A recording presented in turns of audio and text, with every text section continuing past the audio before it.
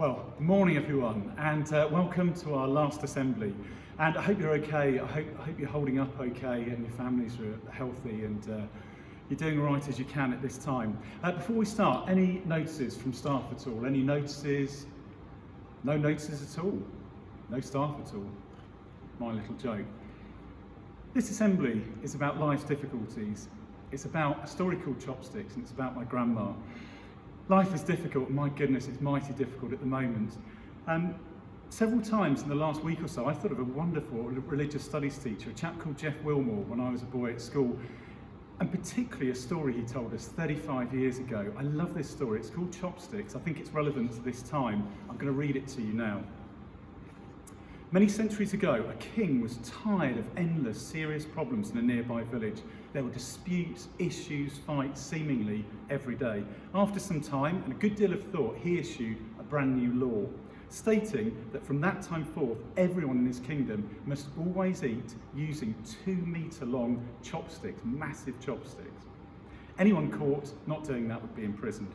After a few weeks, the king went to this village where he'd had endless trouble, and what he found there was half-starved, gaunt, bony villagers, hollow cheeks and desperate, ravenous looks in their eyes. The leaders of the village pleaded with him to revoke the law. All around, people were desperately trying to eat by lifting up food, and then it was dropping down onto their heads, and the dogs were grabbing it, and they were starving as a result because of these giant chopsticks. Instead of revoking the law, the king told the village leaders to follow him to another village nearby, another part of his kingdom. There they found happy villagers, well-fed and absolutely thriving. And they went into one of the houses nearby where there was a large table and 10 people eating around this table. They all, 10 of them, ate plenty because they used the giant chopsticks to feed each other. I love that story. I'm going to come back to it shortly. I've mentioned my grandma to you before. Again, I've been thinking about her a lot. She's a hero to me and a source of real strength to me in life and encouragement. And I suppose over the last few weeks when I've needed that boost, I've pictured her face, particularly by her 80s, early 90s. She had a very lived-in face, sort of etched deep lines because she had known difficulties in life. She'd lost her husband of over 50 years. She'd been through 2 world wars. She'd known hardship on farms and poverty and ill health. But when I picture her face, what I see are her deep eyes, wonderful eyes. It didn't matter how tough life was for my grandma, those eyes always shone.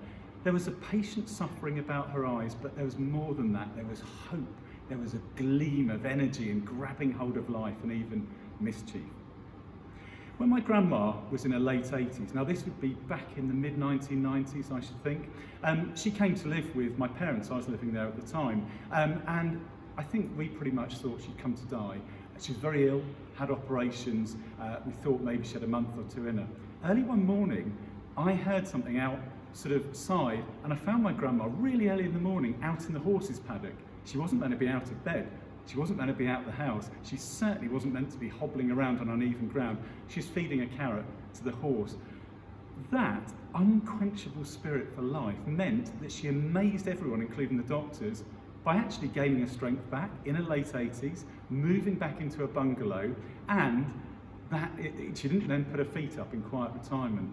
Do you know, she got herself a job in her late 80s at the local Oxfam shop down in Henley-on-Thames.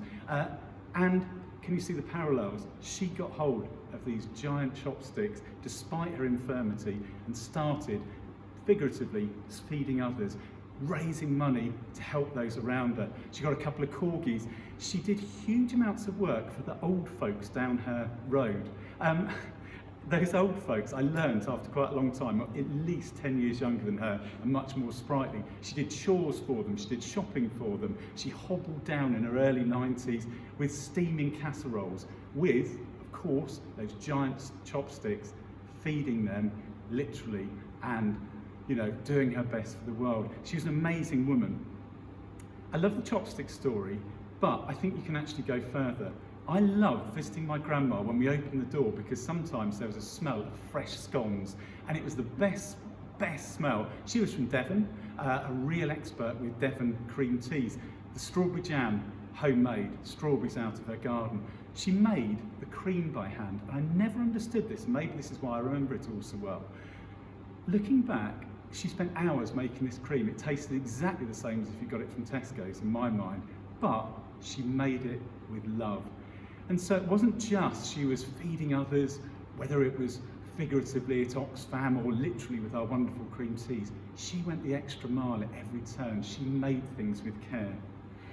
So as I round off at this very, very difficult time, what do chopsticks and what do my grandma mean to us? How does this speak to us? I believe that for many of us at Dr. Challoner's High School, the world, life is calling us to step up, to grab hold of those giant chopsticks and to start doing things even more for others, to do what we can.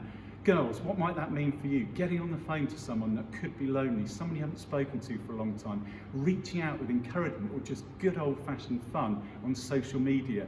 What about helping out more than normal over the Easter holidays around the house? What about being creative? What about bringing life and colour and sparkle into other people's lives at this tough time? That could be in your family, it could be in our community, it could be in our nation.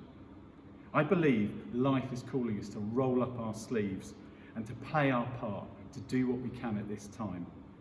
Will you respond to that call? It's the end of a long and tough term. I want to thank staff and girls. You've been incredible again this term. Thank you. And it's holiday time. It's Easter. I wish you a happy holiday. I wish you as much fun as you can have. Very best wishes, girls. Thank you.